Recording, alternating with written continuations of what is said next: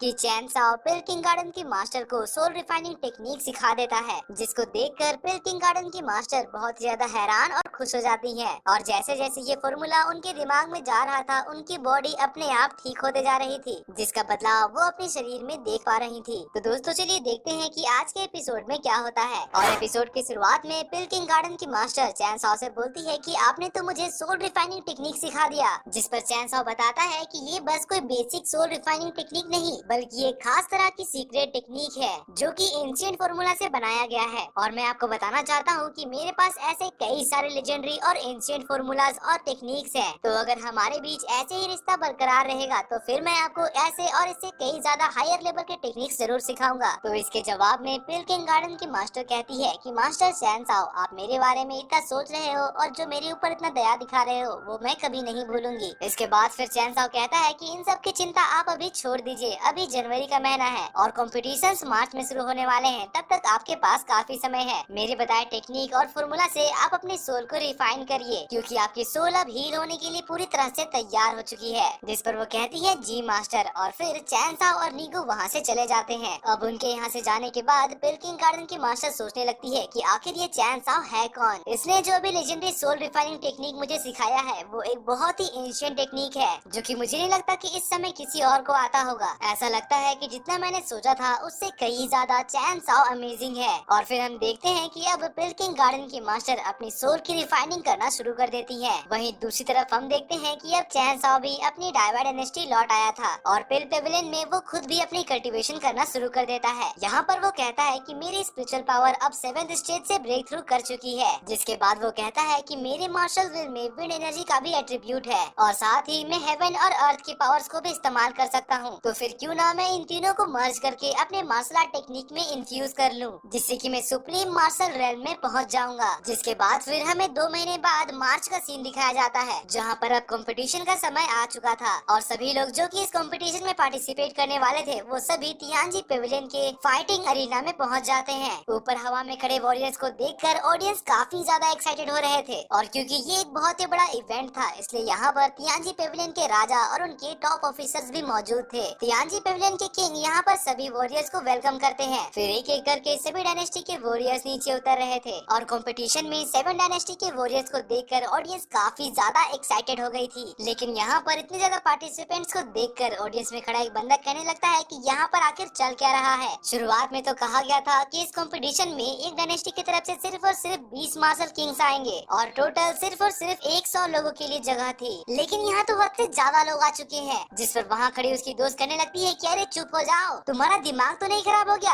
आखिर तुम 7 डायनेस्टी के खिलाफ बोलने की हिम्मत कैसे कर सकते हो? क्या तुम्हें अपनी जान प्यारी नहीं है? तो ये सुनकर अब वो बंदा चुप हो जाता है। जिसके बाद फिर तियानजी पेविलियन के राजा बोलते हैं कि अब सभी मिडिल रैंक डायनेस्टी स्टेज की तरफ आगे बढ़े, और इनके लिए भी ऑडियंस काफी ज्यादा चीयर कर रही थी, मगर साथ ही उनके पीछे पीछे डायवा डायनेस्टी भी आ रही थी, जिसको देखकर 7 डायनेस्टी के लोग काफी ज्यादा हैरान हो रहे थे। तभी उनका एक साथी उन्हें बताता है कि ये सभी लोग ग्रेट डायवा डायनेस्टी से आए हैं, जो कि एक लोअर रैंक डायनेस्टी है। और लियू ताई भी उनको देखकर चैन साओ को बोलते हैं कि ये सभी लोग अपर रैंक के मेंबर्स हैं, तो इनसे थोड़ा संभल कर ही रहना। तो उनकी बात सुनकर चैन साओ को थोड़ी हंसी आ जाती है, मगर वो इस वक्त कंट्रोल कर लेता है। वहीं दूसरी तरफ 7 डायनेस्टी के लोग अपने मास्टर से कहने लगते हैं कि बताइए अब हमें इनका क्या करना चाहिए, क्या मैं आपके लिए इन्हें अभी मार दूं? जिस पर उसके मास्टर कहते हैं कि नहीं, अभी नहीं, पहले उन्हें कंपटीशन के अंदर आने तो दो, क्योंकि मैं चाहता हूँ कि आज मैं उन लोगों को यहाँ पर अच्छी तरह से सबक सिखाऊं। अब जैसे ही चैन साओ की टीम रिंग के थोड़ा करीब जाती है, वहाँ एक टॉप ऑफिसर आकर उनसे कहने लगता है कि तुम लोग इस कंपटीशन में पार्टिसिपेट करने के लिए एलिजिबल नहीं हो। जिसके जवाब में लियू ताई बताते हैं कि हमारी टीम से 3 लोग इस कंपटीशन में पार्टिसिपेट करने के लिए एलिजिबल हैं और उनके पास कोटा भी है। मगर वो ऑफिसर कहता है कि इस वक्त मिडिल रैंक डायनेस्टी के लोगों का अंदर आने का समय था, तो फिर आखिर तुम लोग लोअर रैंक होकर यहाँ क्यों आ रहे हो? इसलिए जैसे तुम यहाँ पर आए वैसे ही उल्टे कदम यहाँ से निकल जाओ। तभी तियानजी पेविलियन के राजा आगे आ जाते हैं और कहने लगते हैं कि अगर इनके पास इस कंपटीशन में पार्टिसिपेट करने का कोटा है तो फिर इन्हें अंदर आने दिया जाए। मगर वो ऑफिसर उनकी बात ना सुनकर पीछे अपने मास्टर की तरफ देखता है और उसके मास्टर कहते हैं कि शायद आपको पता नहीं, मगर ये लोग पहले भी इस कंपटीशन के नियम तोड़ चुके हैं और इस वजह से इन्हें कंपटीशन से बाहर निकाला जाता है। और दोस्तों, अगर आपको वीडियो पसंद आ रही है तो प्लीज वीडियो को लाइक कर दीजिएगा। इस वीडियो का लाइक हम रखते हैं 6000 लाइक्स। अब आप इस पर बाल्टी फेंक कर मारो या टब, मुझे नहीं पता, बस क्लिक हो जाना चाहिए। अब उनकी बात खत्म होते ही वो ऑफिसर डायवा डायनेस्टी के लोगों से कहने लगता है कि अब तो तुम लोगों ने सुन लिया ना, तो जल्दी से यहाँ से निकल जाओ, या फिर तुम ये चाहती हो कि मैं तुम्हें यहाँ से धक्के मार के बाहर निकालूं। तो ये सुनकर नीगू को बहुत ज्यादा गुस्सा आ जाता है और वो उसकी तरफ अटैक करने के लिए आगे बढ़ता है, मगर चैन साओ उसे वक्त पर रोक लेता है। और जैसे ही वो ऑफिसर चैन साओ के ऊपर अटैक करने के लिए आता है, वहाँ पर अचानक से पिल्किंग गार्डन की मास्टर आ जाती है और उस बंदे को एक जोरदार चाटा मारती है, जिससे कि वो उड़कर दूर गिर जाता है और बेहोश हो जाता है। वो यहाँ पर कहती है कि आखिर तुम लोगों की हिम्मत कैसे हुई मेरे दोस्तों को यहाँ से बाहर निकालने की? क्या इसका मतलब मैं ये समझूं कि तुम लोग पिल्किंग गार्डन के खिलाफ जा रहे हो? अब उनकी ये बात सुनकर ऑडियंस बहुत ज्यादा हैरान हो जाती है और वहाँ खड़ी एक लड़की कहने लगती है कि तो ये बात सच था कि अब डायवर डायनेस्टी पिल्किंग गार्डन के साथ मिल चुकी है और अब दोनों एक साथ मिलकर काम कर रहे हैं। सच कहूँ तो आज ये कंपटीशन देखने में बहुत ज्यादा मजा आएगा। जिस पर वहाँ खड़ा एक दूसरा लड़का भी कहने लगता है कि हाँ बेशक। और फिर हमें पिल्किंग गार्डन की मास्टर दिखाया जाता है। वो सांगवान लू से कहती है कि डायवर डायनेस्टी मेरी तरफ से रिकमेंड किया हुआ है और मैं चैन साओ की टीम को सपोर्ट कर रही हूँ, तो फिर तुम ये कहना चाहते हो कि तुम्हारे तियांजी पेविलियन मेरे इस फैसले से असहमत है? तो उनकी ये बात सुनकर वो बहुत ही ज्यादा घबरा जाते हैं। लेकिन तभी सेवन डायनेस्टी के मास्टर आगे बढ़कर कहने लगते हैं कि माना कि चेंगडी पेविलियन को आपने रिकमेंड किया है, तो फिर इसका मतलब क्या ये हुआ कि वो अपनी मनमानी करेंगे और नियम को तोड़ेंगे? और अगर इसके लिए उन्हें सजा के तौर पर इस कंपटीशन से बाहर निकाला जा रहा है, तो मेरे ख्याल से इसमें कोई भी गलत बात नहीं है। जिसके जवाब में वो कहती है कि डिंग लाओ गुई, आखिर तुम्हें इससे क्या लेना देना कि इस कंपटीशन में कौन खेलता है कौन नहीं? इसलिए अपनी बकवास बंद करो और चुपचाप मेरे रास्ते से हट जाओ। तो ये सुनकर अब वो अपने ओल्ड एंसेस्टर को आगे बुलाता है और कहता है कि इसका फैसला अब आप ही करिए। और फिर हमें सेवन डायनेस्टी के ओल्ड एंसेस्टर को दिखाया जाता है, जिनका नाम डायू शांग है और साथ ही ये पूरे सेवन डायनेस्टी के महाराजा हैं।